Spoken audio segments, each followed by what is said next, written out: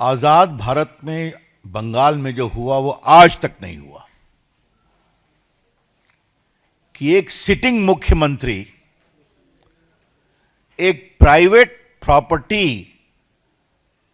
में घुसकर जहां मनी लॉन्ड्रिंग की कार्रवाई चल रही है ईडी के द्वारा, वहां चली जाए, ईडी के लोगों को धमकाए और पेपर स्नैच कर कर वॉकआउट कर जाए। आज देश के प्रमुख अखबारों में फोटो छपी है, वो वॉकआउट कर रही हैं पेपर लेकर। ये मामला क्या है कि कोल स्कैम को लेकर, कोल की स्मगलिंग और हवाला ट्रांजैक्शन को लेकर ईडी कार्रवाई कर रही है। उसमें कई जगह रेड वगैरह हुई और जो मिस्टर जैन हैं उसके कंसल्टेंसी फर्म के बारे में यह शिकायत आई कि करोड़ों रुपए का ट्रांजैक्शन यहां से हुआ है। यह बात हम नहीं कह रहे हैं, ईडी ने अपने ऑफिशियल स्टेटमेंट में कहा है, जो उनके वेबसाइट पर है, उसकी कॉपी हमारे पास है। उन्होंने पूरा लिंकेज बताया है।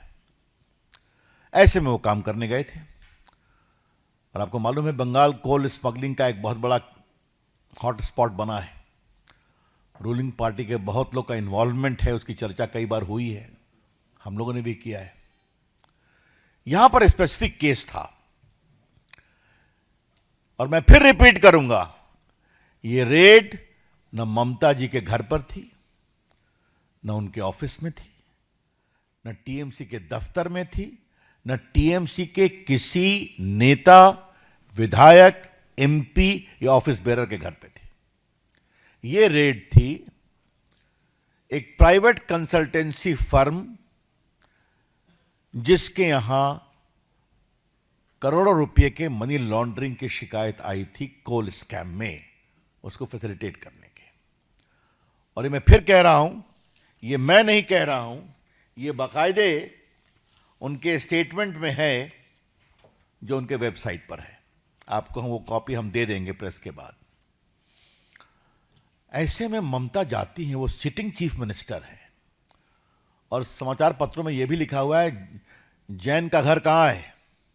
गाड़ी छोड़ती हैं और फ्लैट में घुसती हैं, उनके पुलिस कमिश्नर जाते हैं, पुलिस अफसर जाते हैं और वहां ईडी के लोगों को हड़काते हैं और ये बहस करती हैं और कागज छीन करके लेके चली आती हैं।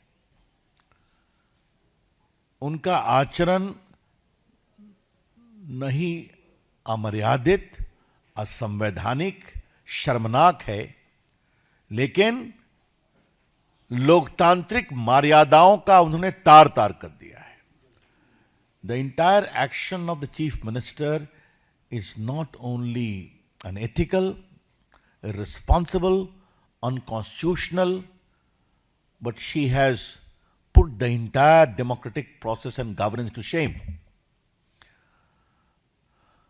मुझे याद आता है कि आज वो मामला भी है, आपको मालूम है कि लालू प्रसाद के खिलाफ दिल्ली कोर्ट ने चार्ज फ्रेम कर दिया, वो लैंड फॉर जॉब स्कैम में, और कहा है कि वो सिंडिकेट चला रहे हैं।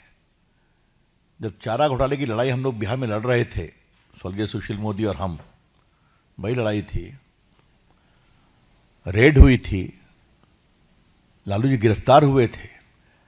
लेकिन एक बात मैं कहूंगा, कभी लालू जी या राबड़ी जी ने सीबीआई के दफ्तर में रेड करने की नहीं सोची थी। बात को समझिए जो मैं कहना चाह रहा हूं। तो ये तो कमाल हो गया ना। ममता जी, आपको घबराहट क्यों है? The BJP would like to ask madam Mamata ji, what is your linkage with that consultancy firm? आपको इतनी घबराहट हो गई? वो तो कंसल्टेंसी फर्म कई का काम करती है। लेकिन अगर घोटालों की जांच हो रही है, कोल स्कैम की जांच हो रही है, तो आपको इतनी परेशानी क्यों है? यह हमें बात समझ में नहीं आती। एक शब्द मैं कहूंगा, there is a lot of suspicious circumstances surrounding. Mamata ji एक सीनियर नेता है ना, 10 साल से मुख्यमंत्री हैं, 15 साल से, 14 साल से केंद्रीय मंत्री भी रही हैं, तो गवर्नेंस समझती हैं। ये क्या है? तो अगर ममता बनर्जी सारे नियमों, कानून, लोकतांत्रिक मर्यादा को तार तार करके गई हैं, तो वहां कुछ बहुत सेंसिटिव था जिसको निकालना जरूरी था। I repeat, there is a lot of suspicious circumstances surrounding the whole, I would say, barbaric action of Mamta ji. She is CM for 14 years, has been a central minister, knows the norms of governance, and if she goes and raids a particular house where official raid of the ED is going on in case of coal scam and snatches the file and comes out, that means she was trying to rescue something sensitive implicating her and her party. और क्या कहा जाए, इसका inference और क्या हो सकता है? और ममता जी ने कोई पहली बार तो किया नहीं है। याद करिए, जब शारदा स्कैम में राजीव कुमार जो डीजीपी थे, उनको बात हुई थी, उनको सीबीआई ने इंट्रोगेट करने की बात की थी, तो वहां जाकर धरने पर बैठ गई थी। संदेश खाली में उस मेन एक्यूज को बचाने के लिए क्या क्या नहीं किया। मुझे तो पार्टी ने कई बार बंगाल में एट्रॉसिटी की जांच करने के लिए भेजा है, चाहे वो लोकल बॉडी का इलेक्शन हो या ग्राम पंचायत में जो अत्याचार हुआ। तो मैं संदेश खाली भी गया था, तो संदेश खाली में कहा गया कि आप मत जाइए। मैंने कहा क्यों नहीं जाएंगे, देखा जाएगा। तो बाद में मेरी जो अपनी सिक्योरिटी थी, सीआरपीएफ, वो थी, और फिर महिलाएं आई। बाकी लोगों को कोर्ट से परमिशन लेना पड़ता है, हमारे साथ कई एमपीज गए थे। ये क्या हो रहा है? आज तक उसको बेल नहीं ना हुआ। कौन शेख था वो, याद करो। हाँ, स्टिल ही इन जेल। तो उसको बचाने की कोशिश, पुलिस अफसर को बचाने की कोशिश, और आज रेड करना। ये जो ममता जी का पूरा इतिहास है, ये बहुत ही दुर्भाग्यपूर्ण है।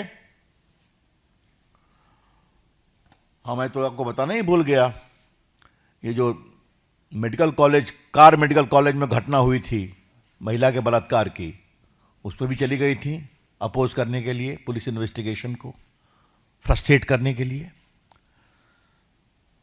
तो क्या मतलब है?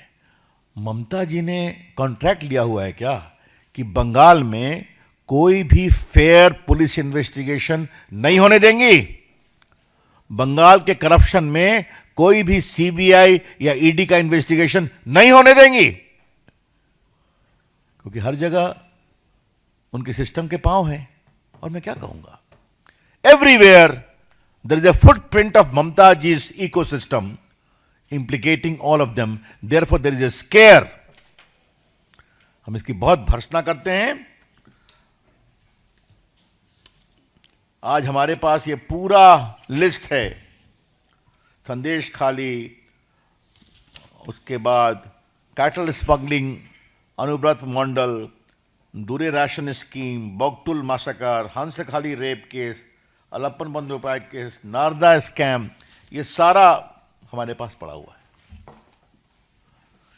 लेकिन आज की जो घटना है, बीजेपी की ओर से हम ममता जी की भर्त्सना करते हैं। We condemn outright the utterly irresponsible conduct of Mamata जी।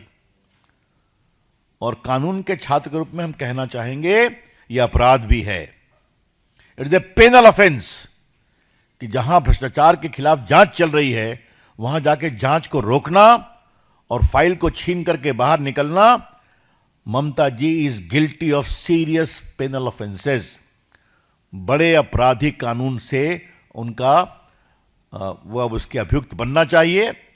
अब मामला आज कोर्ट में सबों ने गए हैं, बातें चलेंगी, लेकिन प्राइमा फेशिया उनका जो कंडक्ट है, और अभी तक इतना विस्तार से छपा है, ममता जी ने अभी तक इसको कॉन्ट्राडिक्ट भी नहीं किया है कि मैं नहीं गई, मैं गाड़ी से उतरी, पूछा और सीधा घुस गई।